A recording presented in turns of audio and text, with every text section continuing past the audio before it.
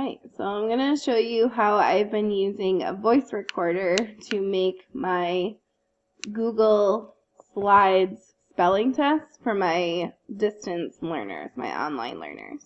So I've been using rev.com/online voice recorder, and you can record your voice. So my next spelling word is best. So I'm going to show you the process that I do for each spelling word. Best. My best friend's name is Sam. Best. B-E-S-T.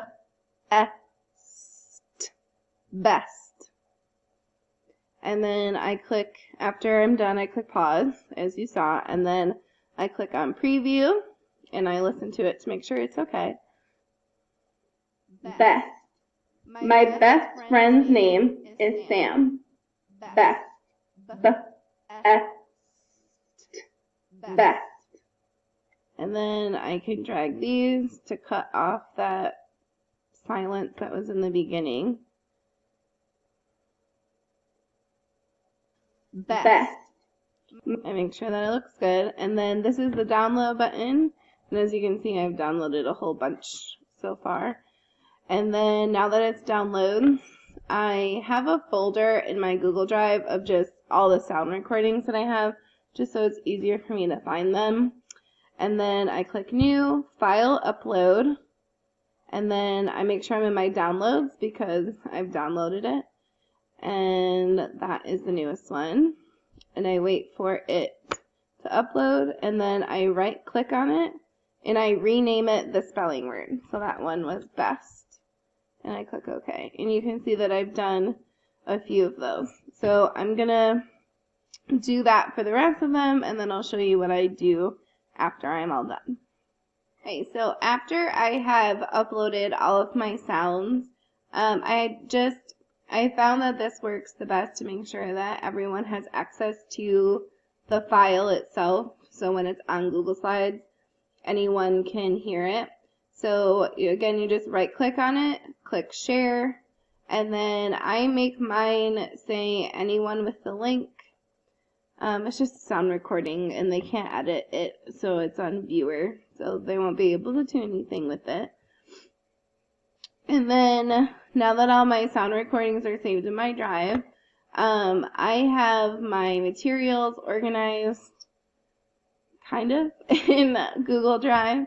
So, reading and phonics, November. I just have stuff organized by month, so it's not too crazy. And then I make my spelling test in Google Slides. And I am going to just name this. Tomorrow is November 6th.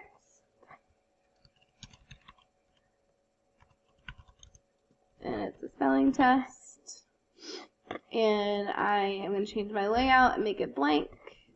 And I like to make it the same size as a sheet of paper. So if I need to print it at some point, I can. So I'm going to do page setup, custom, and then I'm going to make it the size of a sheet of paper that's landscape. This is just a personal preference. You can make the size of the paper any size that you want. And then I use a table just to keep everything kind of organized. And I insert a table, and I personally have 10 spelling words. So I do 2 across and 5 down.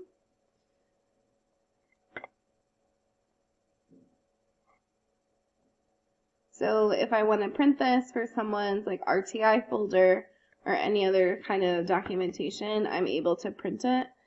So speaking of that, I'm going to leave room at the top to add a text box later so the students can type in their name. And then this part, formatting your table, is also a personal preference. Whoops, that's not what I wanted to do. So what I usually do is make the lines black and a little bit thicker so they can see the difference between the questions. And then now I'm going to add my sound files. So up here on the top, you click Insert and then Audio.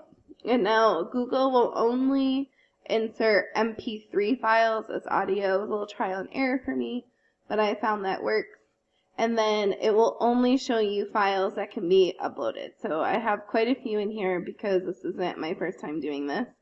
So now that I can see the word, the file is saved as the word, I want to put lamp first. So I just select it, give it a second, and here it is up here at the top. So I'm just going to resize the button, and I'm going to move it into the first box. And then as you can see, this little play button comes up. So if the student opens the document, they hover over the speaker button, they click play. Lamp. The lamp is broken. Lamp. Lamp. And I'm going to do the same thing for the rest of the words. So I'll be back after I have added in the speakers for each of the words, and I'll show you how I put it in text boxes. Alright, so I have added my sounds to each box, and what I did was I just went through and listened to them real quick to make sure that I had the words in the order that I wanted them. If you're like me, you like things to be in somewhat of an order, so it's easier to grade. Especially, you can number these if you want. For virtual learning, I don't, but you can. And then I'm going to add a text box up here on the top so the students can write their names. And I like to make it kind of big, maybe a little bigger. And then I just write name. And then I'm going to put a star. So I have a procedure with my students. They know that wherever they see a star on a Google slide, it's a document where they can type, or there's a text box there. So they know that they just click on the star and they can type. Usually, the word name, I would have saved it in the background, all of that. So because I want these to be clickable, I can't put the boxes and stuff in the background. And then I'm just going to add another text box on the words. And I know that my first word is lamp, so I'm just going to type it in, and I'm going to use it as a measure to see how big I can make this. Pretty big. I think that'll be good. And then I'm going to use the procedure that my students know, and I'm just going to put a star, and I'm going to duplicate this box. 1, 2, 3, 4, 5, 6, 7, 8, 9. And I'll move them into each place, into each. And like I said, my students know that anywhere they see a star, they know that that is where they need to type an answer. And this is the second week that I have done spelling tests like this. In the past, we were doing CVC words, so I would find like a little picture and they would just type the word next to it. But now that we're doing words with like ending consonant blends, I wanted another way to do it because it was taking me too long to try and find pictures that I thought they would understand. So if they're not available to do it live with us, they have an asynchronous option and they can still participate and get their science test grade or their spelling test grade. So that's pretty much it, and it saves in my Google Drive. So then I'll go into my Google Classroom and add it in as an assignment, and I'll put in the directions, like hover over speaker and press play to hear the sound and type in the box. So that's pretty much it. If you have questions, let me know.